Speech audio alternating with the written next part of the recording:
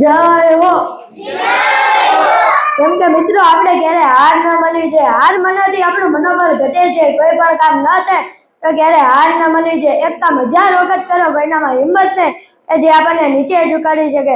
જેમ કે Thomas Alva Edison, જેણે આપણને બલ્બ આપ્યો, તે જ્યારે બલ્બ બનાવતા હતા ત્યારે તે નિષ્ફળ જતા હતા. તેને સતત 8 વર્ષ મહેનત કરીને 1000 વખત પ્રયત્ન કર્યા છતાં પણ તે નિષ્ફળ ગયા. પછી તેને હાર ન માની અને લોકો તેમના પર હસતા અને ટોકતા હતા, છતાં પણ તેને હાર ન માની અને તે જ બલ્બ આજે આપણી સામે છે. જેમ કે આપણે ભગવાન પર આશા રાખીએ છીએ કે ભગવાનને જે ઠીક લાગશે તે કરી દેશે, પણ નહીં, ભગવાન ખાલી રસ્તો દેખાડે છે. કર્મ તો આપણે જ કરવું પડશે. જેમ કે કર્મ એ જ સફળતાની ચાવી છે. કર્મ એ જ સફળતાની ચાવી છે. તો કર્મ તો આપણે જ કરવું પડશે.